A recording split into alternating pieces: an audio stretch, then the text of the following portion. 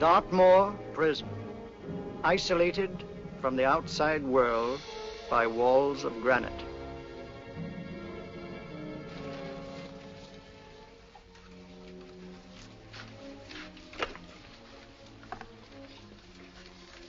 They say you could get out of here by merely telling what you know. You may or may not be another Scotland Yard bloke. But I'll give you the same answer I gave the others. I still have 2 years, 8 months, and 6 days left in which to make musical boxes. That'll be sold at auction for the benefit of this delightful sanctuary. And I intend to serve them.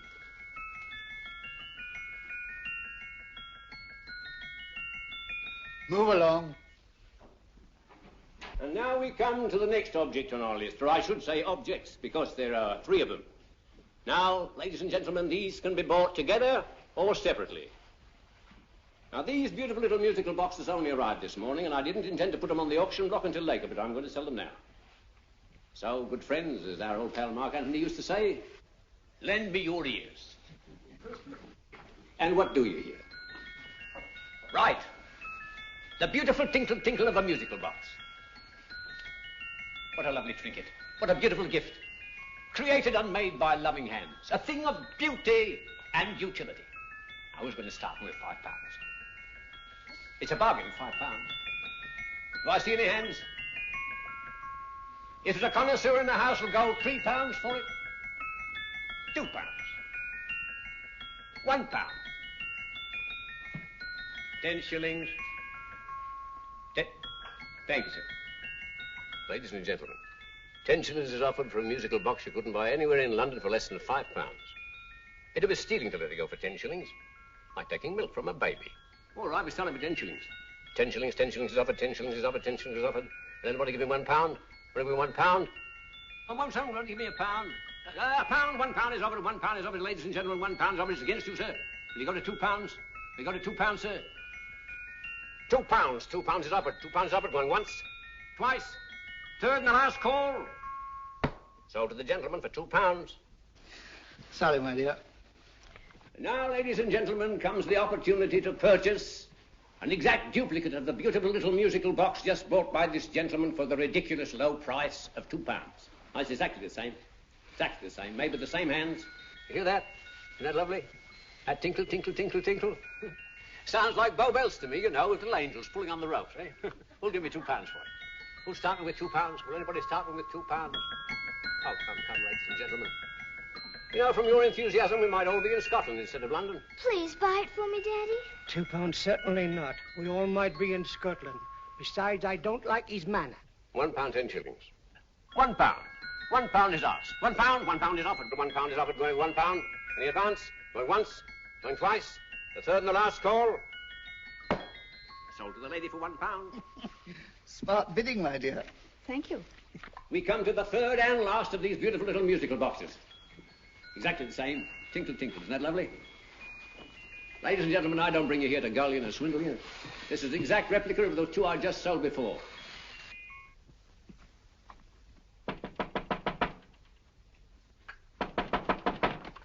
We're closed. But this is extremely important.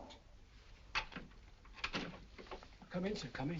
I'm sorry to disturb you, but I was unfortunately delayed from arriving in time to bid on certain articles which I was rather anxious to obtain. Oh, perhaps they weren't sold, sir. We are carrying several things over. What might the articles be, sir? 3 identical musical boxes, about so large. Oh, I'm sorry, sir, but they were sold. Pity you weren't here to bid on them. They didn't bring anything like the real value. I'm most anxious to obtain them. I wonder if your records would show who the purchasers were. Oh, we don't usually give out that information, sir. For certain, shall we say, sentimental reasons, I'm most anxious to get in touch with the purchasers. I'd be willing to pay, shall we say, £5. Well, for certain sentimental reasons, sir, we'd be very happy to oblige. Alfred, today's sales. The 3 musical boxes. Musical boxes, here we are. The first purchased for £2 from Mr. Julian Emery, 52 Portman Square. Write these addresses down, Alfred. Yes, sir. Second didn't leave any name. Oh, how unfortunate. I think she's a dealer. You see, they don't like us to know where the things are going. On account of the profits. You say the second purchaser was a woman. Can you give me a description of her? Oh, she was a young woman, fairly tall, slender. She had a light complexion and dark hair, and she was wearing A grey suit, don't you remember? That's right. She probably runs a gift shop. She paid £1. You say she comes here fairly frequently? No, I didn't say so. But she does, sir. Like as not, she'll come in on Thursday. We have sales on Mondays and Thursdays. Ah. And the third box? The third? Oh, Mr. William Kilgore, 143B Hampton Way. For 10 shillings. Quite a drop from £2. Mr. Kilgore was a Scotchman. Oh. Thank you. You've been most helpful. Oh, thank you, sir. And any time you're passing, dropping, we always have lovely things for sale. How kind, sir? Thank you. I'll be back Thursday.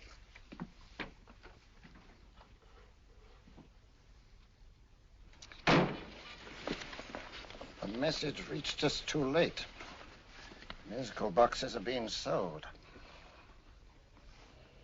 Well, let's get out of here.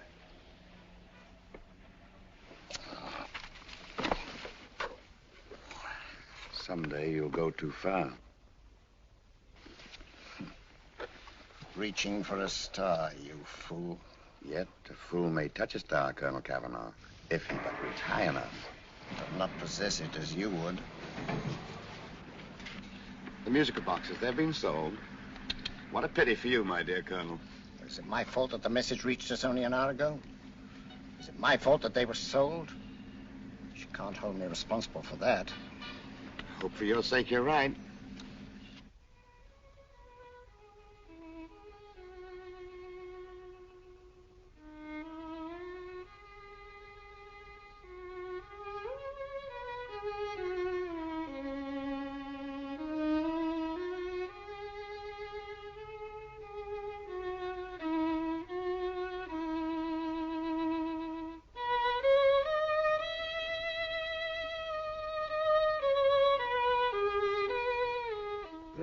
Upon you tonight at 7:45, a gentleman who desires to consult you upon a matter of the very deepest moment. Do you remember that letter, Holmes? It was written over 2 years ago. An interesting case, devilishly interesting. Irene Adler. What a striking-looking woman from the brief glance I had of her. Seems only yesterday. What charm. What poise, and what a mind. Sharp enough and brilliant enough to outwit the great Sherlock Holmes himself. I take it the new issue of the Strand magazine is out, containing another of your slightly lurid tales. It is indeed. And what do you call this one? I call it A Scandal in Bohemia. Not a bad title, eh?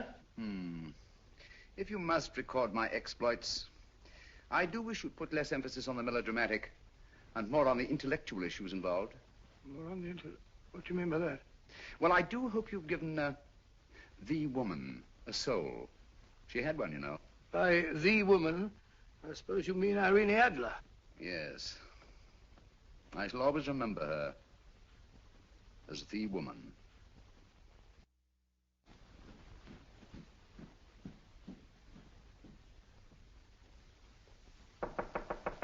Come in. I think. That's it, old boy. How are you? How are you, old boy? I haven't seen you for years. I want you to meet my old friend Sherlock Holmes. Holmes, this is Stinky. In other words, Julian Emery. How do you do, Mr. Emery? Watson has often spoken of you. Oh, has he?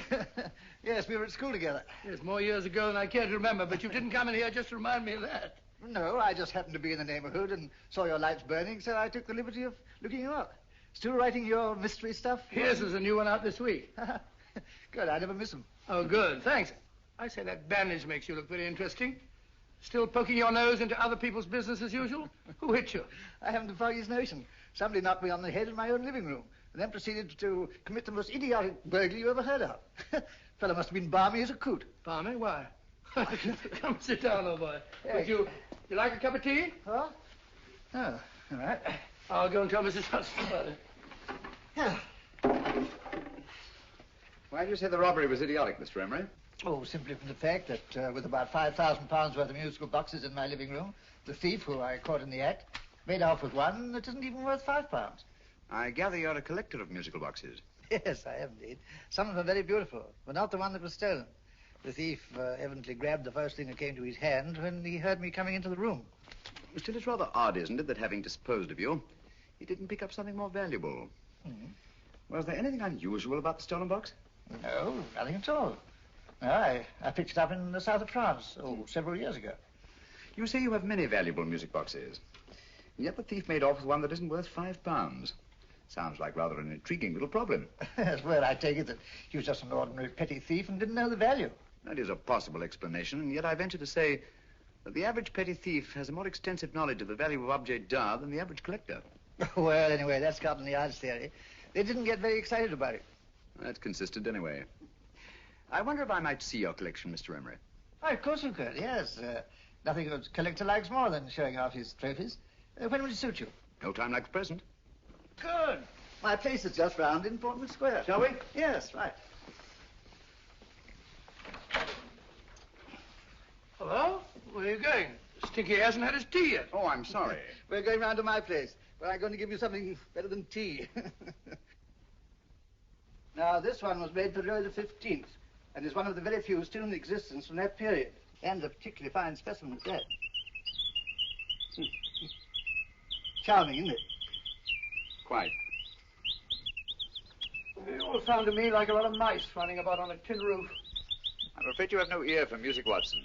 Give me a good old band playing a rousing march. You'll have all your silly little tweets.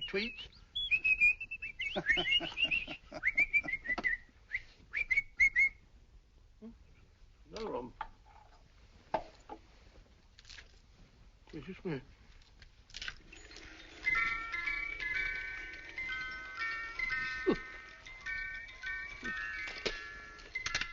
Stupid thing. Singing rabbit.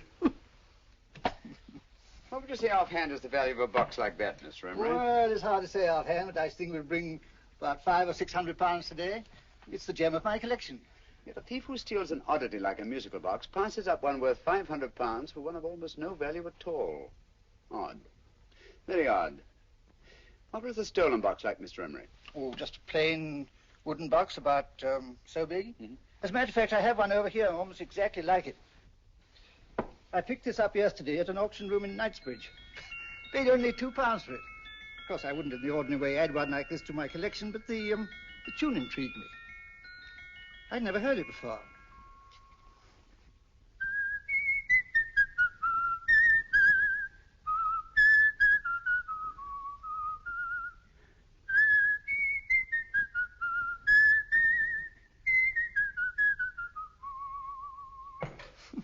You have a remarkable ear for music, Holmes. Rather an unusual melody. Sit down, will you? Thanks.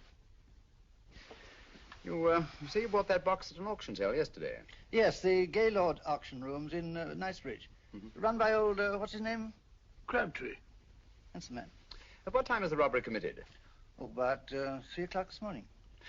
You know, Mr. Emery, that box and the robbery might well be cause and effect, especially since you say that the stolen box outwardly resembles this one a great deal.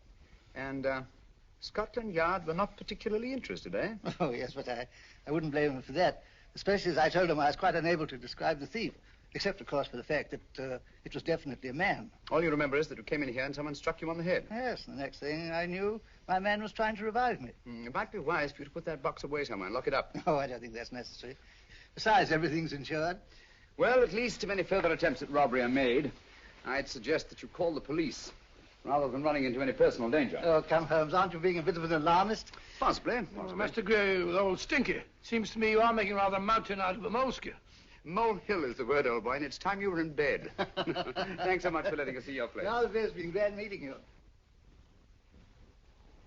Holmes, I can't understand why you were so mysterious. Seems to me the petty thief explanation was the only sensible one. Really? Yes, I can't see how you can believe it was anything else. I didn't say I believed it to be anything else. The petty thief theory is the obvious one, I grant you. However, it's often a mistake to accept something as true merely because it's obvious. The truth is only arrived at by the painstaking process of eliminating the untrue. We are not able to do that in this case without further data. Rubbish, you're pulling my leg. You're trying to turn a tuppenny halfpenny robbery into an international plot. No, I'm not. I just hope that your friend Stinky is a little more cautious in the future. Just in case.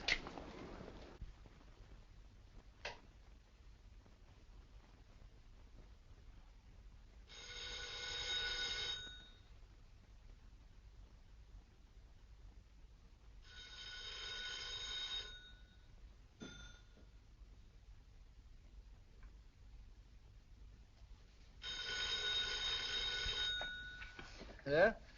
Yeah? Julian Emery here. Who? Why, of course I remember you, Mrs. Courtney.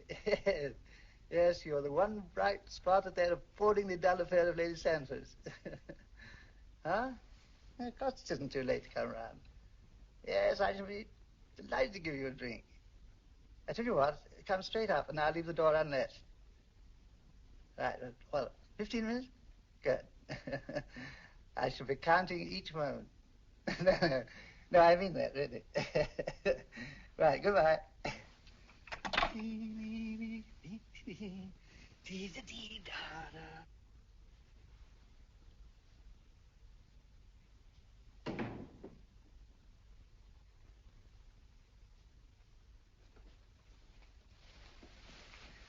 Boo!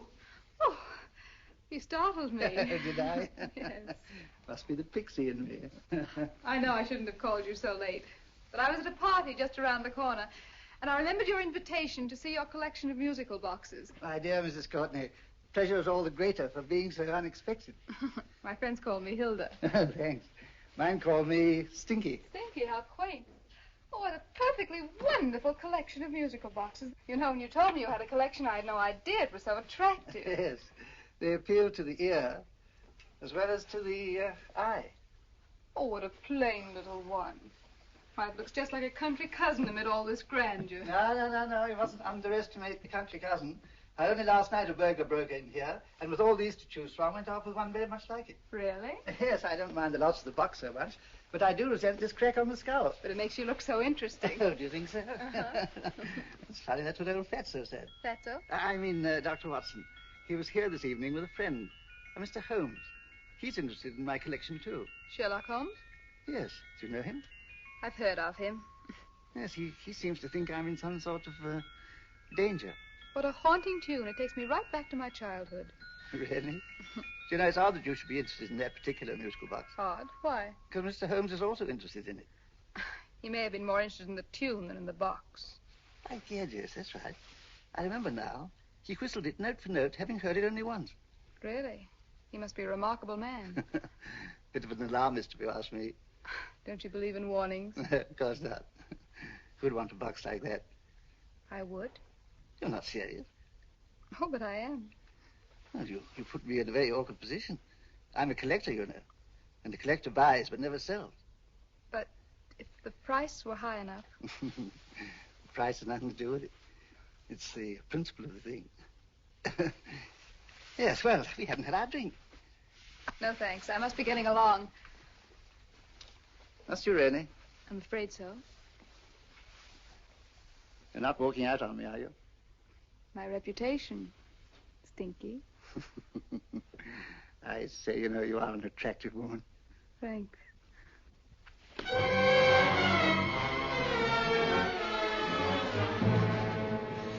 You fool. I told you to wait outside. What did you have to kill him for? All I had to do was walk out with this. He held you in his arms. Don't touch him. Don't touch anything. Now get out. I'm sorry. You're sorry. What about me? This is murder. What about Scotland Yard? What about Sherlock Holmes? Now get out!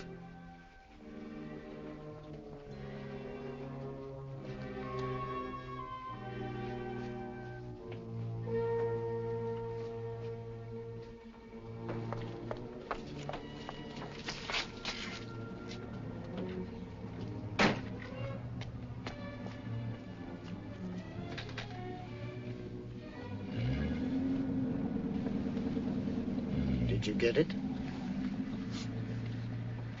Good. Did you have any trouble with him? Just a matter of murder. Ah, Mr. Holmes. Hopkins? Thanks for coming so promptly.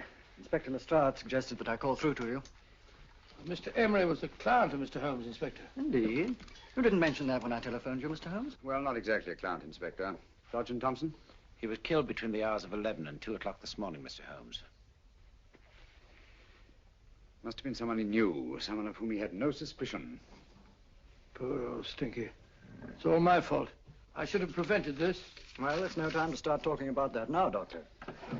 Apparently it's gone. That's the second attempt on the musical box that Emery bought at the auction sale. And this time it was successful. But that box was only worth £2. It was worth a man's life, Watson. I think we'd better pay a visit to Gaylord's auction room and that fellow Crabtree. Inspector, may I suggest that you make a complete search of this flat for a small, plain, musical box about that size? Thank you. Come on, Watson. You say the first box went to Mr. Julian Emery. The second to Mr. Kilgore, 143B Hampton Way. And the third to the unidentified young lady who presumably has a shop and lives near Golders Green. That's right, Mr. Holmes. Isn't it rather strange, Mr. Crabtree, that you should have had 3 identical musical boxes all playing the same tune? Where'd they come from? Dartmoor Prison. Dartmoor? Yeah, we get a regular shipment from there every month. The inmates manufacture them. Well, they make all kinds of things, you know, pipe racks, waste paper baskets, musical boxes. Did you happen to notice if anyone showed any particular interest during the auction in the purchasers of these 3 boxes? Oh, come now, Mr. Crabtree. This is very literally a matter of life and death. Well, since you put it that way, Mr. Holmes, there was a gentleman came in here about an hour after closing time, and he was in an awful state, he was. He gave me £5 to tell him where the boxes had gone to. He said they had a sentimental value for him, sir. Expensive sentiment. Can you describe him? Well, he was tall, distinguished looking, and he had grey hair and a moustache. He was quite a gentleman, sir. What was his reaction when you were unable to supply him with the address of the young lady who owned the shop? I told him the young lady usually come back on Thursday. He said he'd come back on Thursday. Now, that's tomorrow. Thank you, Mr. Crabtree. You've been very helpful. Thank you. Come along, Watson. Where are we going now, Holmes? To the home of Mr. Kilgore, the man who bought the 3rd box.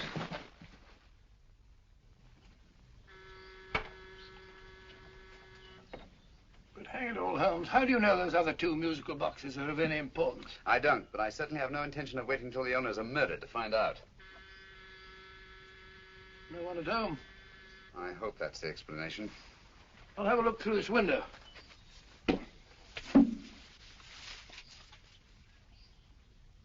Doesn't seem to be anyone there. The whole place seems deserted as far as I can see. Yes. Mr. and Mrs. Kilgore at home? No. When do you expect them? Oh, in an hour or so. There's no use you're hanging about. They don't buy nothing from peddlers. Peddlers? My good woman, this is Mr. Sherlock Holmes. Sherlock Holmes? Oh, go on. Do you mind if we come in and wait? My business is rather urgent. Well, I've got to go out and do my shopping. And I don't know if Mrs. Kilgore'd like any strangers nosing about. Quite all right, I assure you. Well, I've got to be off. You two wait in the parlor. And no smoking either. Mrs. Kilgore says it smells up the house. Funny old girl, Holmes.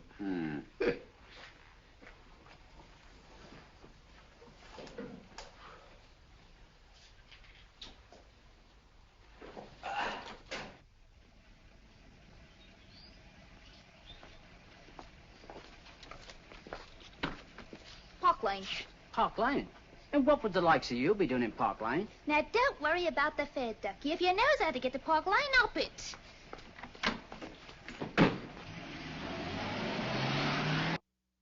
You know, Holmes, I've been thinking. There must have been something hidden in that box of old stinkers. Stolen jewelry, possibly. What's up, Holmes? Listen. What's just the steam in the water pipes?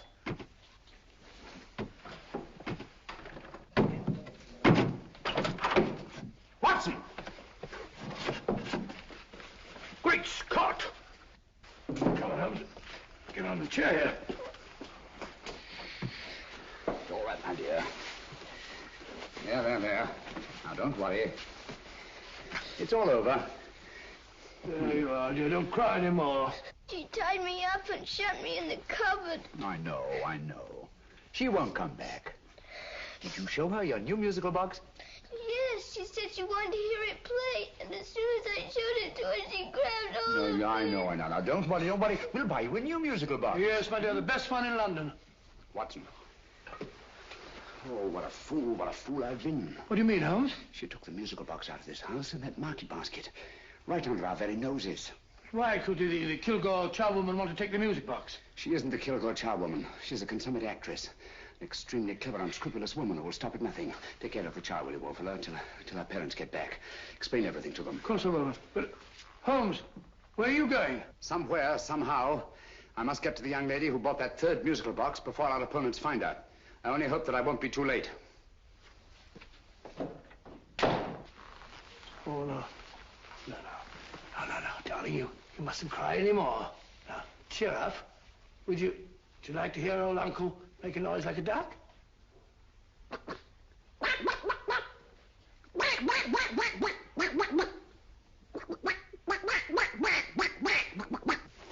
Oh, sorry.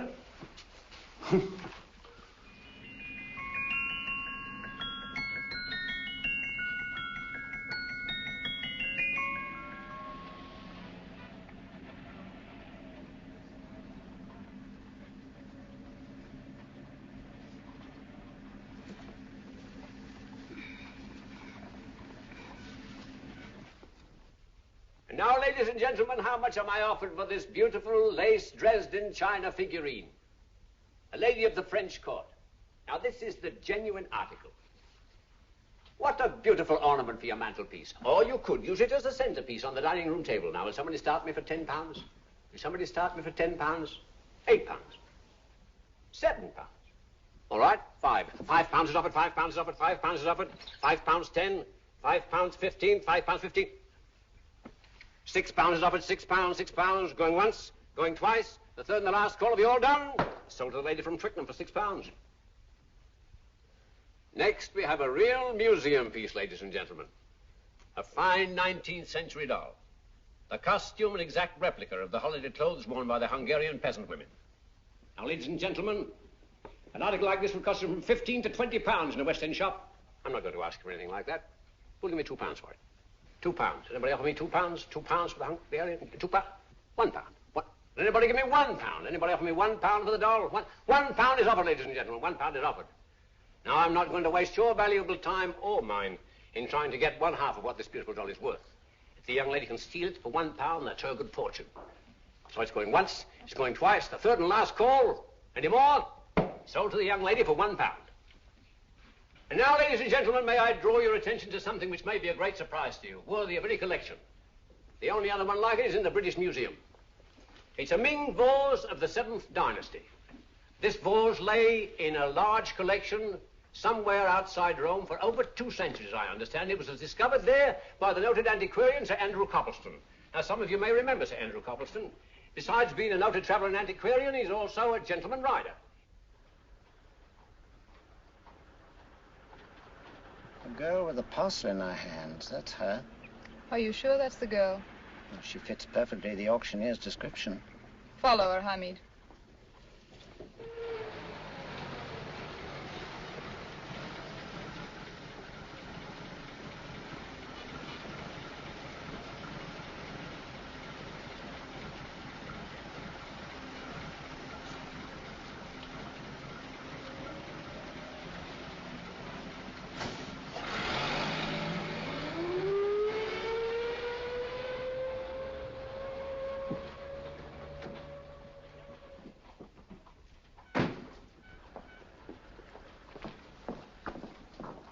It's lovely, dear. And only £1. We can get at least 3 for it. Easily. I'll go make some tea. I could do with a cup. Right. Good afternoon. Good afternoon. I'm looking for a birthday gift for a 7-year-old girl. What would you suggest? We have some lovely dolls. Now, this Hungarian I peasant... think she has enough dolls already. Books are always welcome. Well, I'm looking for something a little different. Oh, that's rather cute. What is it? Oh, that's a musical box. Children always love them. And this is an exceptionally nice one. It plays many tunes.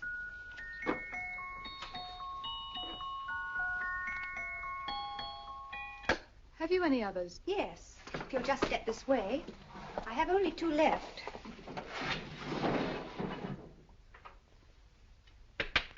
Oh, nice.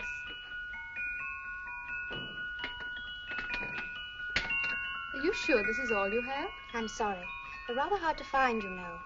That's our entire allotment. I did have one other, but I sold it earlier this afternoon. But it was only a plain wooden one. It wouldn't have been a very nice gift for a child. Really? Do you happen to know who the purchaser was? Why, yes. He left his card, just in case anyone should inquire for him.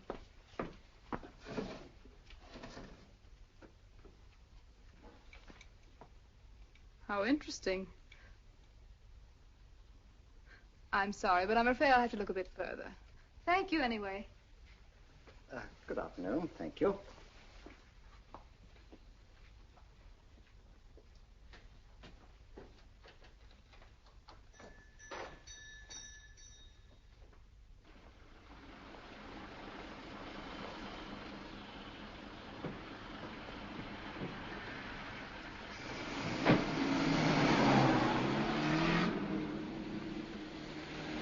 Heavy!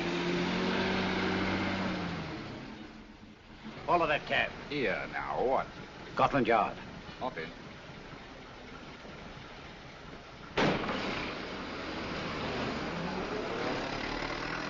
Sherlock Holmes. I might have known. We thought we were the hunters, instead of which we're the hunted. We've been fools. We played right into his hands. Of course. He's had us followed. Don't look. The man in front of the toy shop. Hamid, turn sharp right at the next corner and again at the next.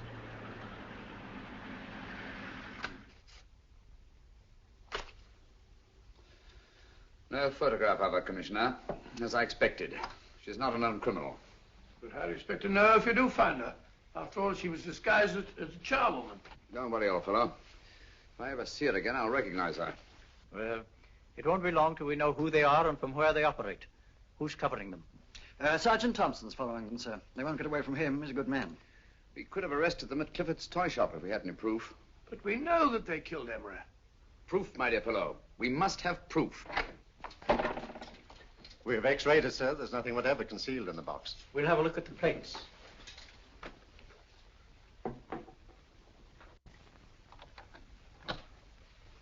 There must be some clue. And it's probably so obvious that we've all overlooked it. Seems to me we're up against a bunch of lunatics. Not lunatics, my dear fellow. Extremely astute, cold-blooded murderers. What can these little musical boxes have in them that's so important? Don't forget they were made in Dartmoor prison. You can smuggle stuff into prison, but not out. You want us to break the box apart, sir, to see if there's anything the x-ray hasn't caught? No, not yet. Do you mind if I take it? Certainly. Thanks.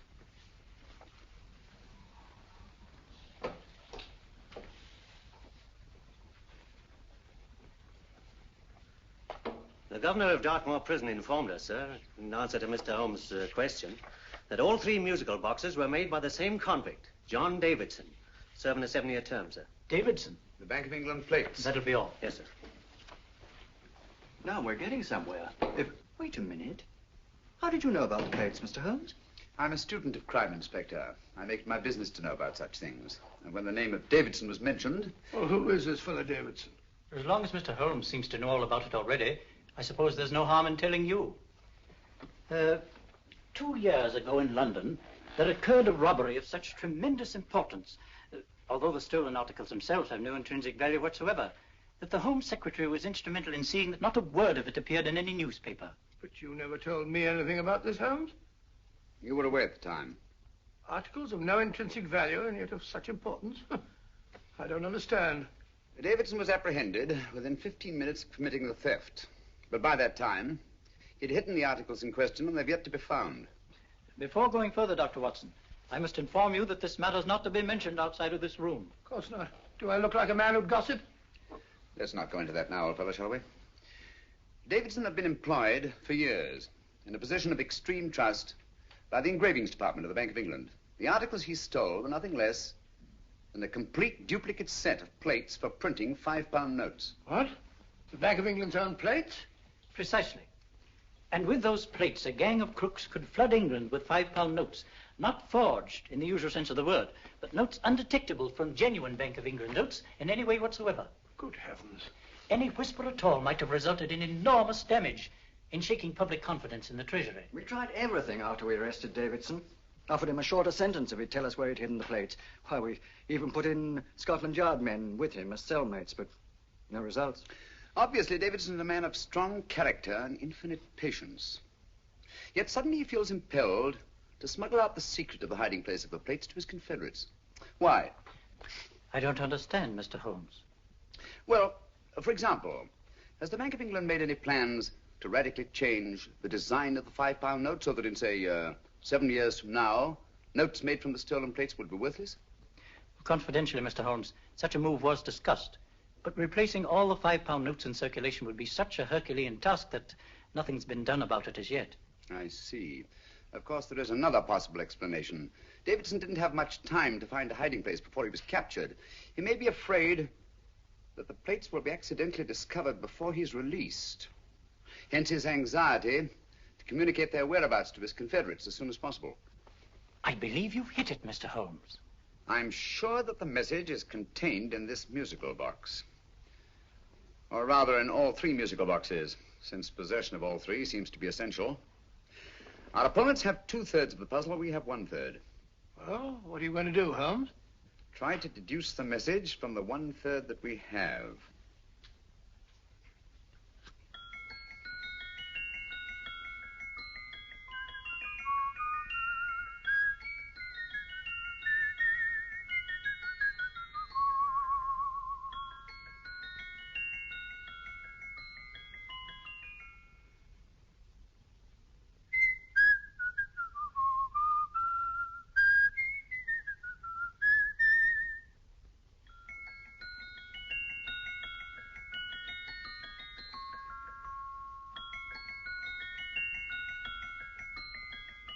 It's the same tune as the one played by Emery's musical box.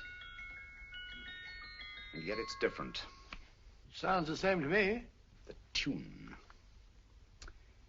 Somehow the tune is the key to the mystery. It must be the tune. Otherwise, why use 3 musical boxes to convey the message? Why not collar boxes or shoe boxes? Yes? Oh. It's for you, Inspector. Oh, thank you, sir. Inspector Hopkins speaking. What? Where? Golders Green Station reports they've just found Sergeant Thompson's body. From the tire marks on his clothes, he was apparently run over by a taxi. What an unfortunate accident. Not an accident, my dear fellow. I'm afraid it's murder. Oh, you never know just who you're going to meet when you're walking down a busy London street. Mrs. Hawkins, Mrs. Brown, any subject of the crowd. Oh, you never know just who you're going to meet. So you better hold your topper in your hand, just in case you meet a lady on the Strand. Girls will think you're kind of sweet, and your day will be complete. Oh, you never know just who you're going to meet. Now a gentleman is judged by his appearance. Yes, a gentleman is judged by how he talks. Now he's much better off when he's acting like a toff, especially if he's taking him a walk. What on earth is this outlandish place? A rendezvous for actors. Actors? Buskers, old boy. You've seen them 1,000 times. Actors who entertain the queues, waiting outside theaters. You never know just who you're going to meet when you're walking down a busy London street. So you better wear your best, hold it pies to look your best, 'cause you never know just who you're going to meet. So you better keep your manners right in view, just in case a lady gives a how'd you do. Keep your trousers in a pleat, shine your shoes and keep them neat, 'cause you never know just who you're going to meet. Blimey. Mr. Holmes. How are you, Joe? Never met him. And yourself?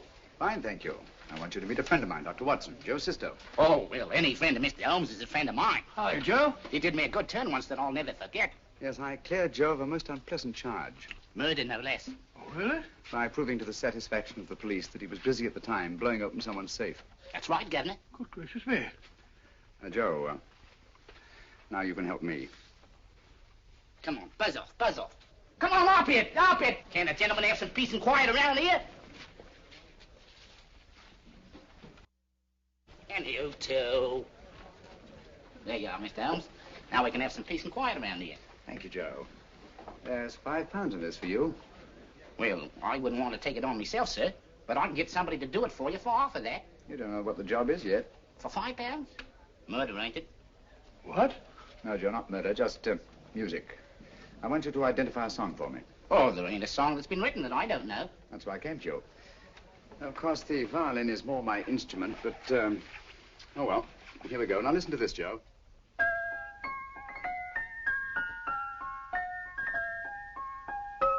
Wait a minute. You're playing that wrong. That should be E natural, not E flat. You know the song? Oh, yes. It's an old Australian song called, The Swag Man. But you're playing it all wrong. That's what I hoped you'd say. Now, listen again, Joe.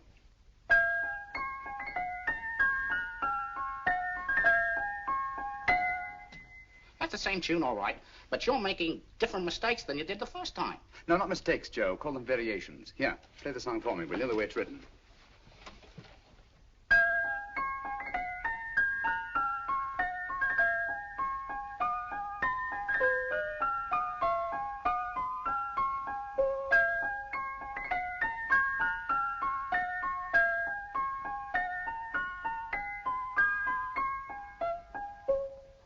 There you are. Thank you, Joe.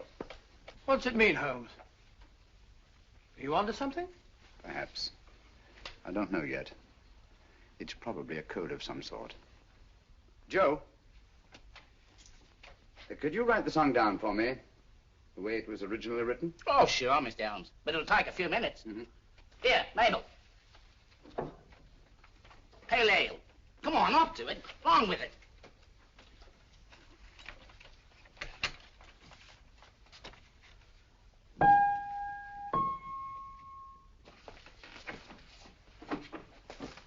Well, obviously it isn't the lyrics. No combination of those words made any sense at all. The variations in the way Emery's musical box played the tune are different from the variations in the one we have. You sure? Quite. You see, I took the trouble to memorize the tune as played by Emery's box that night we were with him in his flat. Holmes, you amaze me. Elementary, my dear fellow. One of the first principles in solving crime is never to disregard anything, no matter how trivial. But why are 3 boxes? Why not 1? Because the message was obviously too long to be conveyed by any one variation. Then there's the 3rd box, the one that woman took from the Kilgores. That contains yet another set of variations. Yes, well, it's all beyond me. Well, all we have to do now is to find the secret of the variations. Not a very easy problem to solve, my dear fellow. Hello. What's up? We've had company.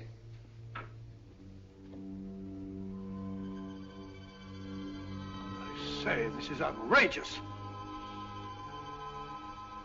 Ask Mrs. Hudson to come in here, will you? Right.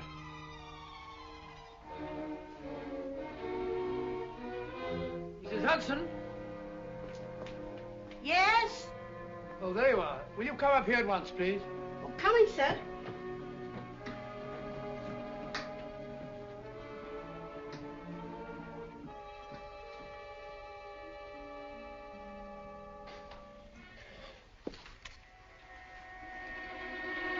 Mercy me, Mr. Holmes. What has happened? Who called while we were out, Mrs. Hudson? Just a young lady. The one who said you wanted her to wait for you. And a nice-looking old gentleman with Our her. friends again, Watson. Friends? What did the young lady look like? Oh, I couldn't see her face. She had a heavy black veil on. But she had such a nice way with her. Oh, I'm sorry, Mr. Holmes, if I've done anything wrong.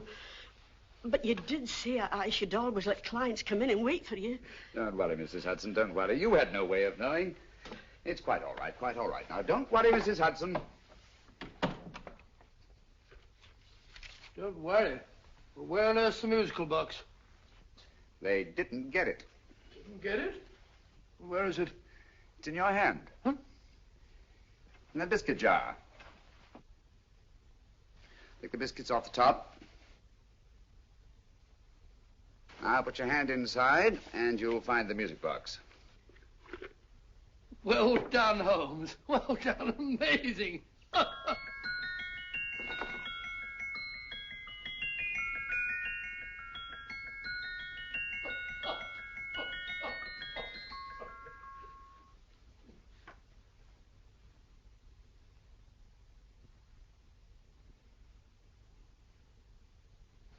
Whew. Nice fresh smell. Like a pub after closing time.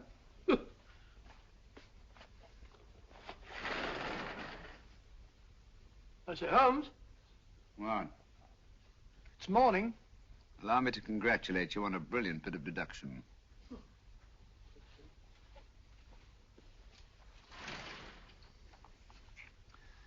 It's not a transposition, not a polygraph transposition, not a trigraph, nor any known form of decoding.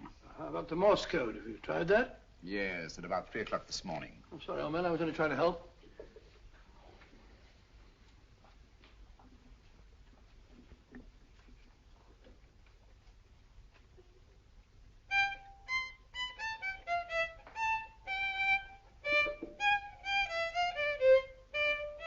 Oh, do me a favor.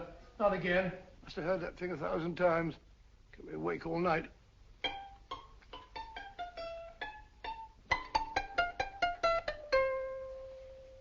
Not a very distinguished composition, I grant you. You know perfectly well I don't know one tune from the other. When I was a kid, my people tried to have me taught the piano. I've always felt sorry for that old teacher of mine. The poor old girl finally reached the point of numbering the keys for me. 1, 2, 3, 4. Even then, I never progressed beyond... Numbering the keys, Watson. The 19th key of the keyboard is the 19th letter of the alphabet. S. Here. Write it down when I give it to you, old fellow, will you? The first altered note. Write S first. Now, the 8th key is H. The 5th key, E. The 12th key, L. The 6th key, F. S-H-E-L-F. Shelf. Your piano lessons were not in vain, old fellow. You've solved it. Thank you. Thanks, old man. Hold it. We now have 2/3 of a message. Behind books, third shelf, secretary, Dr. S. Presumably, these are the first and second portions of the message. And this gang has the first and third parts of it. Precisely. Then it's a stalemate? Yes, Commissioner, but we can't leave it like that. There's no doubt in my mind that they'll try to secure our third of the message that's missing. Well, I assume you've taken every precaution to guard the Clifford music club. Oh, yes, it's carefully hidden at Baker Street with Dr. Watson on guard. However, I'm reasonably certain that, difficult as it may be, we can find the plates even without the missing part of the message. Behind books, third shelf, secretary, Dr. S. Well, outside of the fact that Davidson hid the Bank of England plate somewhere in London, Mr. Holmes, I don't see that we've progressed at all. Allow me to point out to you, sir, the key words, Dr. S. It looks as if the plates were hidden in the house of the doctor. Whether S stands for his first or last initial remains to be determined by a process of elimination. Well, there must be 10,000 doctors in London with S for a first or last initial. Precisely. And every one of them will have to be questioned in person. That's why I say this is a task for Scotland Yard. It's a task, all right. But Scotland Yard has searched worse haystacks and found a needle. Well, for the time being, I'll leave the matter in your hands, gentlemen. We'll call you if and when we get a lead on our mysterious Dr. S. Thank you. In the meantime, I intend to follow up a little clue concerning a cigarette.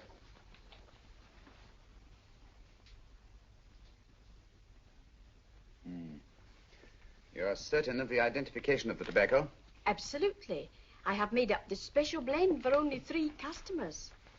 It is almost pure Egyptian, with admixture of latakia for added body, and a pinch of perique. Merely a whisper, as one might say, for elusive fragrance. Yes, yes. And the 3 customers? Major Wilson in Bombay, India. Mrs. Catherine Leamington Smith in Ireland. Yes, and the 3rd? Mrs. Hilda Courtney of Park Mansions, Bryanston Square. Thank you. Thank you very much. You've been most helpful. It is a pleasure to have been of service, Mr. Holmes.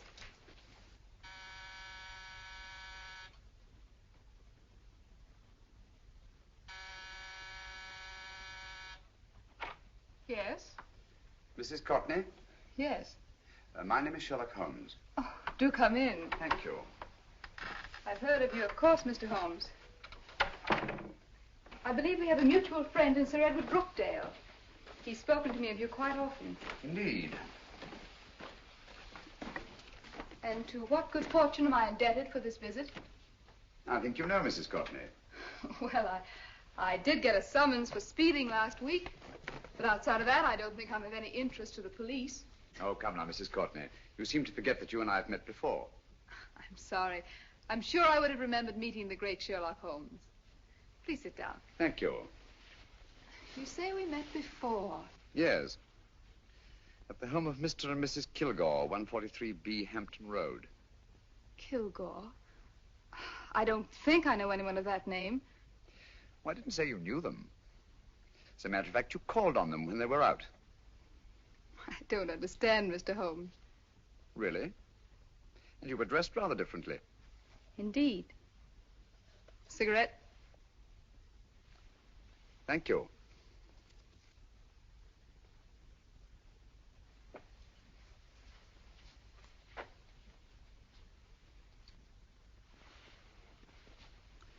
Thank you. You know, Mrs. Courtney, people generally forget, in assuming a disguise, that the shape of the ear is an almost infallible means of recognition and identification to the trained eye. Evidently, you've mistaken me for someone else. Oh, no, not at all. Though naturally, I expected your denial.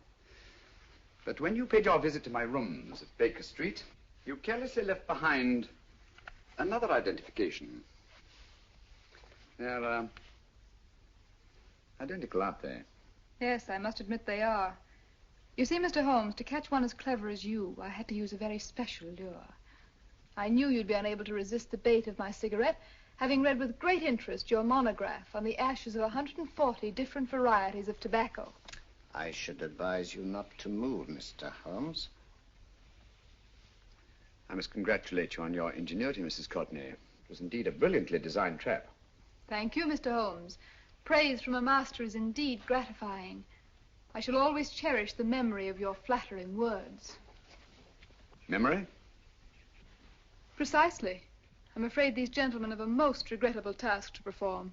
Unless, of course, you care to turn over the missing musical box with your pledge to take no action against us in the future. I'm afraid that will be impossible. I thought that would be your answer. Hamid! Careful! Careful. There's no need to be unnecessarily rough with our distinguished guests. You realize, Mr. Holmes, that your demise will not take place here. The corpus delicti, you know. Well, naturally. Shall we go? It's so fearfully awkward having a dead body lying about. Don't you agree, Mr. Holmes? Another dead body shouldn't weigh too heavily on your conscience, Mrs. Courtney.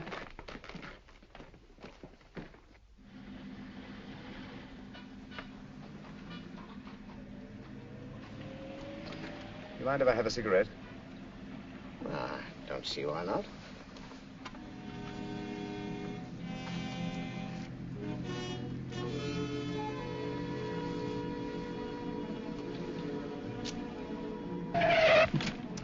Be careful, Hamid.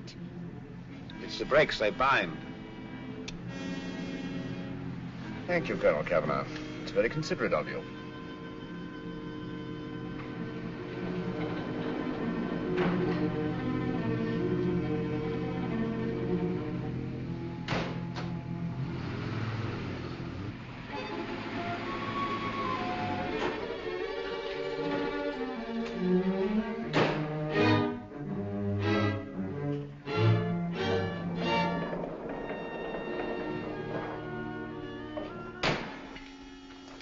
You'll be happy to know, Mr. Holmes, that your death will be a painless one.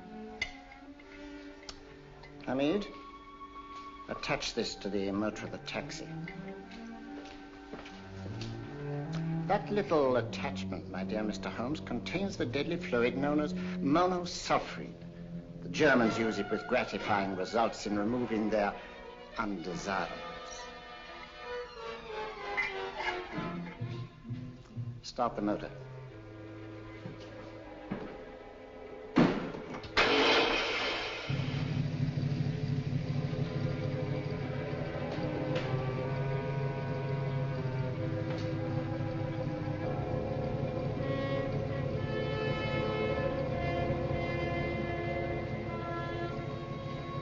Tape his mouth.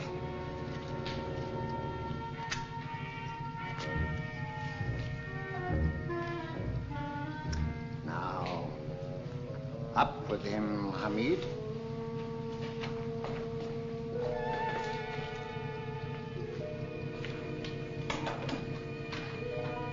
You find yourself like Muhammad's coffin, Mr. Holmes, suspended between heaven and earth. Plenty of fuel in the tank? Good. It would be too bad to have anything go wrong through so simple an oversight.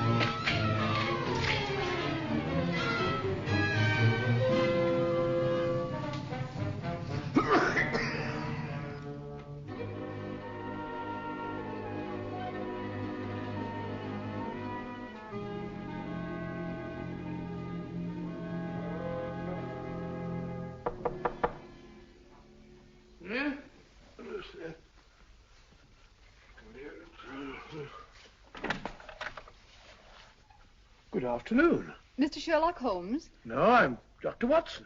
Oh, of course, Dr. Watson. How stupid of me. Oh, so, this is stupid of me.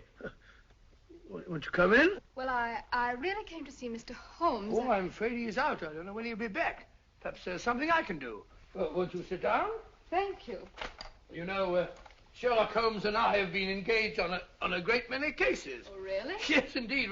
As a matter of fact, this very moment, we're involved in one of the most baffling... Oh, well, won't you tell me your trouble, and I may be able to help you. That's very kind of you, Dr. Watson. Perhaps if I wouldn't be imposing too much. Imposing? Oh, there's no imposition. No imposition at all. A pleasure, I assure you. Now, tell me all about it, Miss Williams. Mrs. Williams. I live in Surrey, Dr. Watson, and I've come up to London in sheer desperation. My only sister has disappeared, and the local police seem utterly unable to find her. Well, Holmes and I solved a case exactly like that once. Very interesting, as far as I remember. I call it the adventure of the solitary cyclist. Oh, sorry. Now I come to think of it, it wasn't so very similar. Entirely different. I don't think what I was saying. Where were we? She's only 17, Dr. Watson, and until she disappeared last Thursday, she seemed to be in the best of spirits. Well, possibly a romantic entanglement? Oh, no, nothing of the sort. She left no note, didn't even pack a bag, no explanation. She just started to walk to the village from our house in broad daylight and simply vanished from the face of the earth. Oh, there. Might I have a glass of water? Glass of water. Have one minute.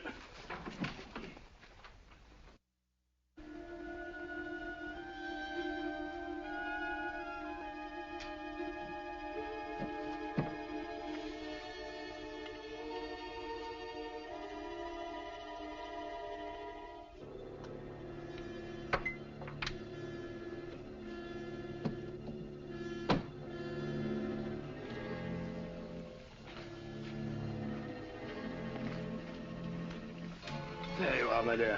Thank you, Dr. Watson. No, you're not to cry anymore. You must pull yourself together. Oh, I feel much better already knowing that you're going to help me. Oh, Dr. Watson, look! Good heavens! Oh. Get through the fire brigade, quickly! Haven't you a fire extinguisher? By George, we have in the kitchen.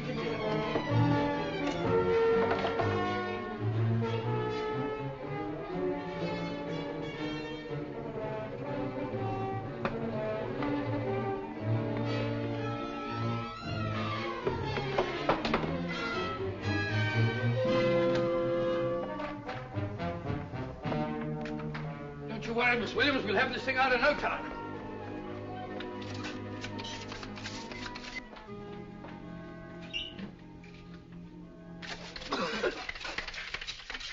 That's got it. Get some air. see, there was no need for the fire brigade after all. I hope you weren't too frightened, Miss Williams. Oh, gone. What's the trouble with them? They always lose their heads in an emergency. Well, a musical box. Great Scott! Miss Williams!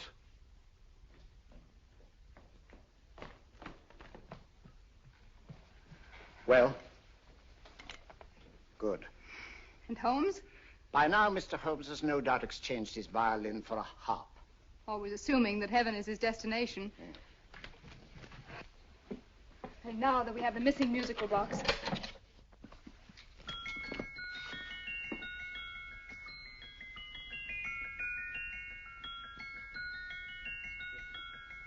Nineteenth note. 19th letter. Yes. He hasn't been there, you say? Holmes, where on earth have you been? I've been trying to get you at the club, at Scotland Yard, all over London. You were looking for me in the wrong places. Holmes, terrible things happened. I've been duped. That woman, she made a complete fool of me. Well, what do you mean? Well, she came here, let off a smoke bomb. I thought the whole place was on fire, and my first thought was to save the musical box. No need to say any more. She has the box. Yes. Don't blame yourself too much, old fellow. She's an extremely clever antagonist. Smoke bomb, you said? Well, you can console yourself with the thought that your charming friend is at least a reader of yours. What do you mean? If I remember correctly, you wrote about my little experiment with smoke and the cry of fire in a story you entitled A Scandal in Bohemia, which has just appeared in the Strand magazine. All right, old boy. Don't rub it in. Well, it may cheer you up to know that you made a fool of me, too. That cigarette stub was planted here for one express purpose. You're going to bandaging around this place. Bandaging? What's the matter, Holmes? You hurt? Explanations will have to wait until later. At the moment, we're faced with a problem which I fear is insurmountable. Come over here, old boy, will you? Right. Our opponents are in possession of all three parts of the code. And here are we, while the Bank of England plates pass into their possession. Cheer up, old fellow, cheer up.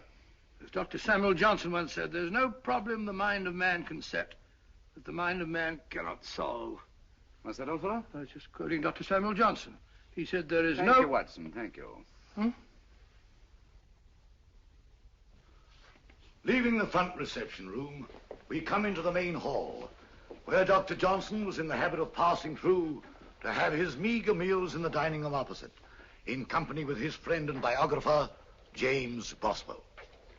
We will now pass up the stairway, which remains in its natural wood finish, just as it was when the good doctor was here. The framed etching on the wall is believed to have been presented to Dr. Johnson by the distinguished painter, Sir Joshua Reynolds.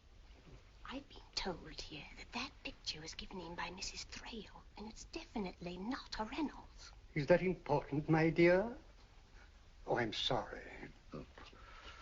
This way, ladies and gentlemen, please, this way. Move along, children, move along. The secretary's not on this floor. Patience, Hamid. I have a feeling My that... dear Colonel, with Sherlock Holmes out of the way, what could go wrong?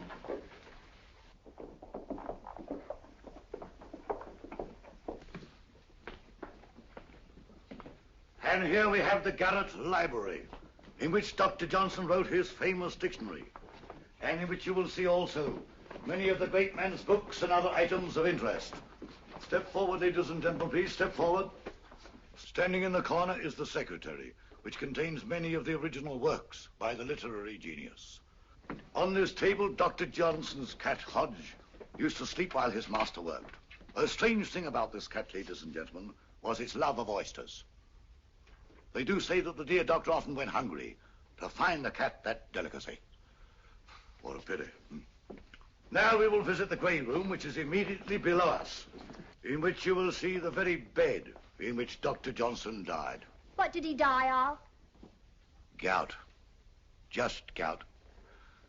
This way, ladies and gentlemen. Line the steps, please.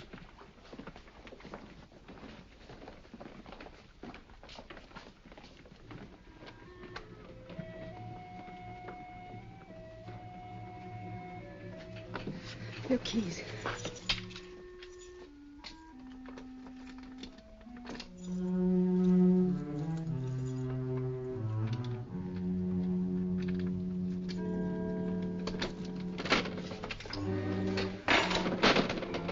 Third shelf up.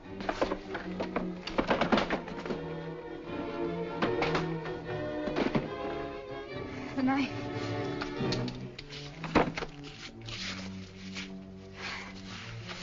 Gentlemen, the Bank of England plates.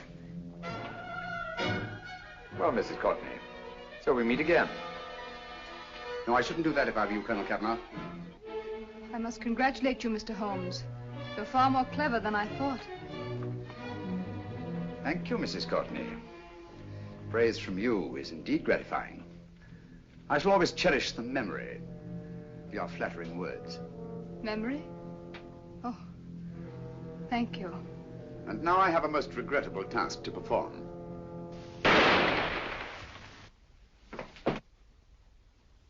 Holmes!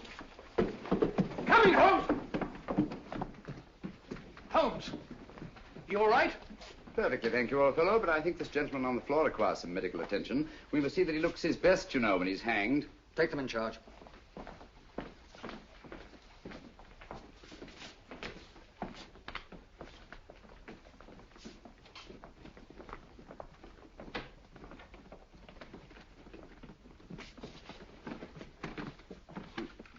A brilliant antagonist.